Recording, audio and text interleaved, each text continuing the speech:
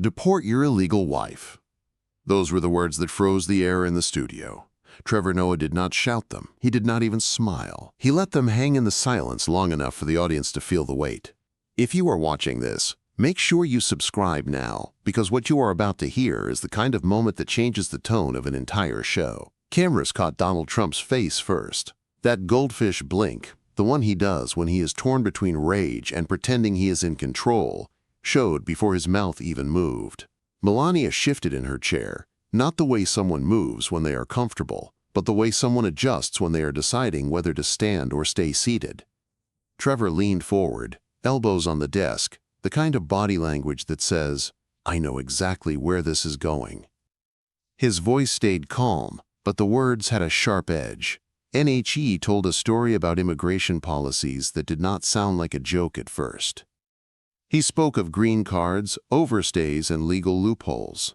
Then, without warning, he connected the dots to Melania. It was not a tabloid jab. It was a calculated pivot that turned Trump's own rhetoric into a trap. Every sentence was tighter than the last. The studio audience started with laughter, then quieted as the implications sank in. Trump's hand twitched toward the mic like he wanted to answer, but his eyes stayed locked on Trevor, searching for a weak point. The moment felt less like comedy and more like a chess game, one where a single move had exposed the king. And in that space, before the next word was spoken, it was clear this was no longer about entertainment. It was about dominance, live, with nowhere to hide. Trump's jaw tightened, but Trevor kept speaking as if nothing had shifted. He began tracing the path of a man who built his political identity on walls and bans, yet lived in a glass house of his own making. He recalled the speeches, the chants, the promises to cleanse America of anyone who did not belong, then let the camera drift toward Melania without saying her name. The audience felt the connection before he made it explicit. Trevor's tone softened, almost like he was telling a bedtime story, but every word landed like a quiet accusation. He described a young woman arriving in New York with dreams and ambition, stepping into a world that saw her as exotic but temporary. He asked the kind of questions that do not need answers. How did she stay? Who helped her? NDID the rules bend? Or were they simply ignored?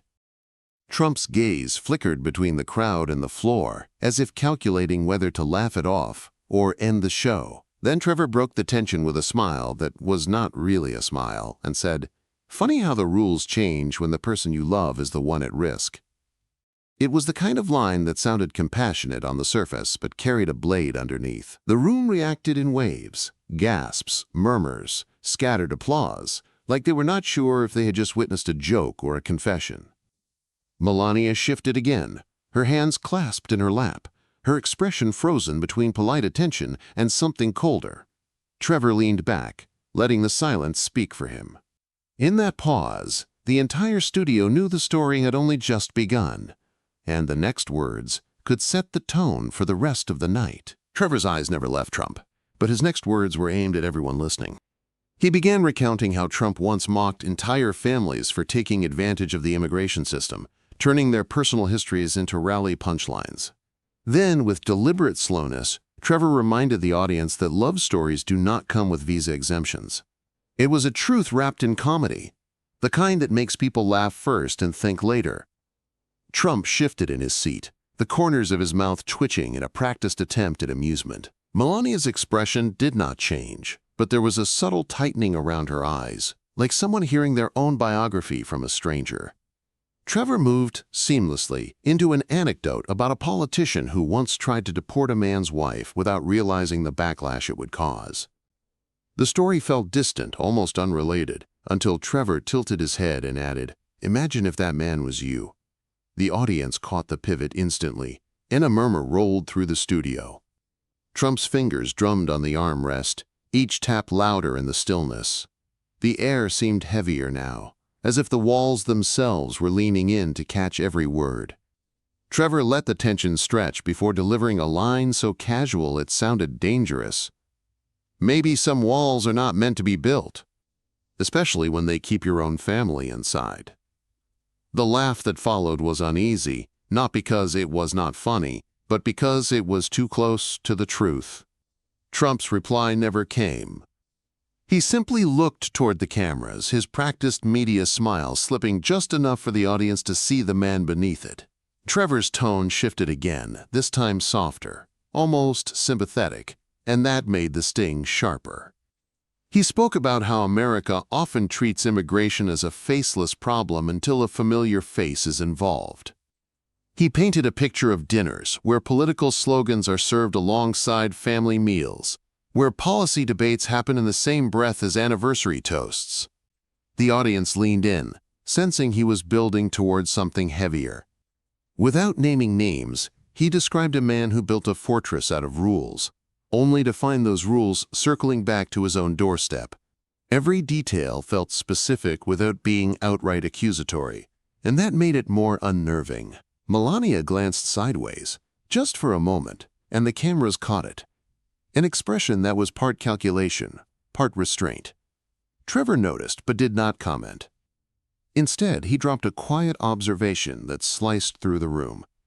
When your own home starts looking like the borders you defend, maybe it is time to ask who you are really keeping out. The crowd erupted, but the sound was not pure laughter. It was mixed with that uneasy thrill of watching someone say what others will not. Trump's jaw locked tighter. He tried to shift his weight as if to dismiss it all with a shrug, but the pause between Trevor's words left no escape. The moment felt like a slow pull on a thread, each sentence unraveling a little more of the image Trump worked so hard to maintain. And just as it seemed he might push back, Trevor smiled faintly, giving the impression that he had not even started the real story yet. Trump's eyes narrowed, but Trevor's voice stayed calm, almost conversational, as if he were talking about an everyday contradiction. He began to recall a campaign rally where Trump had once promised that no one would be above the law. He described the crowd's roaring approval, the chants that seemed to shake the air, and then paused just long enough for everyone to feel the irony settle in. Without warning, he pivoted to a quiet, almost delicate recollection of a foreign-born woman who had built her life in America, a woman whose journey might not survive the same rules her husband demanded for everyone else. The words were not shouted. They were threaded with deliberate control, each syllable pressing deeper into the point. Melania's posture remained composed, but her fingers tightened slightly over one another, a tiny flicker that the cameras caught, like a secret she could not hide. Trevor leaned forward and asked, "So if the law is blind, why does it keep looking the other way when it is someone close to you?" The audience let out a sound between a gasp and a laugh, the kind that comes when the truth feels too sharp to ignore. Trump exhaled slowly, his expression frozen in the shape of a man pretending not to hear what everyone else has just understood. Trevor's gaze did not waver. He allowed the silence to thicken, knowing the absence of sound was as powerful as the punchline. And then, with a measured smile, he added, "Some stories write themselves. All you have to do is pay attention to who is standing beside you when the ending arrives." Trevor rested back in his chair, letting the words breathe before continuing, as if giving the audience a moment to catch up. He began weaving another scene, this time about the contradictions that live inside every political figure. He spoke of leaders who demand loyalty from the nation, but treat the people closest to them as pieces in a strategy. The crowd was quiet now, not because the humor had vanished, but because the humor had become sharper, more personal. Without raising his voice, Trevor shifted to the image of a man at a podium, speaking about defending American values, while his own household was built on exceptions to those very values. The camera caught Trump's face in profile, his jaw angled upward in the practiced pose of authority, but there was no mistaking the tension in his eyes. Trevor's tone lightened suddenly, a calculated misstep, as if he were about to make a harmless observation. "You know," he said, "if your home has an open door for the person you love, maybe you should remember that someone else once loved the person you are trying to keep out." It was part empathy, part accusation, and it landed like a stone dropped in still water, ripples of laughter mixed with an uncomfortable recognition. Melania kept her gaze forward, lips pressed in a faint, unreadable curve. The air in the room felt charged, not with applause, but with the awareness that they were watching something unplanned unfold. Trevor held that energy like a musician holding the final note of a song, knowing that the quiet after it would be even louder. Trevor let the quiet linger, his eyes scanning the audience before settling back on Trump. He spoke in a measured rhythm, drawing out each word so the weight of it could not be missed. He described how power can make a man believe that rules are flexible, that consequences are negotiable, and that personal life exists in a different category from public duty. Then, without shifting tone, he asked, "But what happens when those two worlds collide in front of millions of people?" The question hung in the air, unanswered but impossible to ignore. Trump shifted his shoulders, his body language betraying a need to reclaim control. But Trevor was already moving into his next line. He painted a picture of a dinner table in the White House where official documents might sit beside family photos, and where the man at the head of the table might not see the contradiction because it served him. NTHE audience followed every word, knowing he was building towards something sharper. Trevor smiled faintly and added, "The law does not ask who you had dinner with last night. The law does not care who you kissed goodbye in the morning. The law cares about the truth you cannot rewrite." The sentence drew a wave of murmurs, the kind that ripple when a room recognizes it has been pulled somewhere unexpected. Trump's gaze locked on Trevor, but the exchange no longer felt like banter. It felt like a slow, deliberate dismantling. And just as the tension threatened to break, Trevor leaned back, as if inviting the next move, but his eyes made it clear that he already knew how this game would end. Trevor's expression stayed steady, but there was a flicker of something sharper behind his eyes, the look of a man who knew he was walking Trump into a corner. He began speaking about the way leaders often demand that the nation live by strict rules, while excusing those closest to them.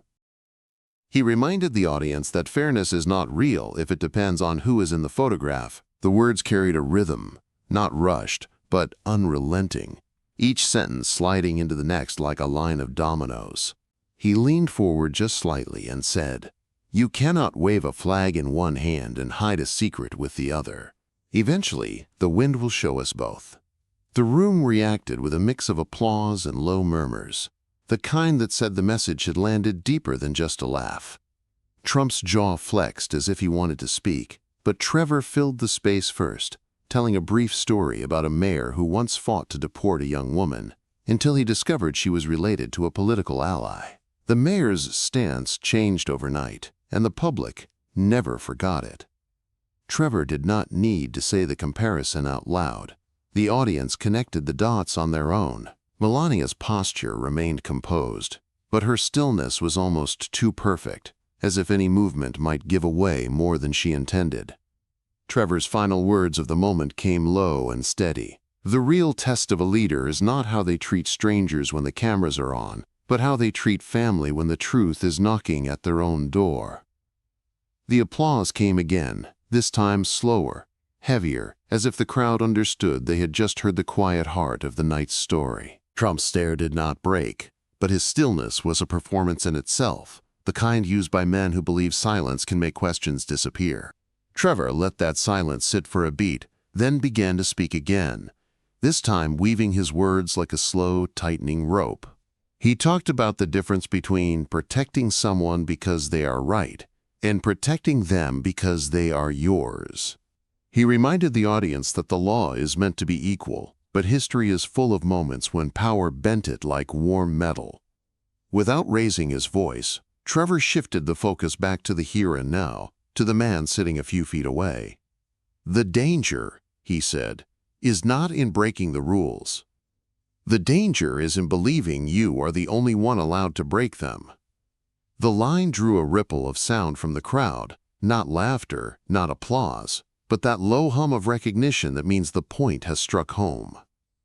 Melania's eyes flicked toward Trump for the briefest second before returning forward, a glance too quick for most to catch but too telling to ignore.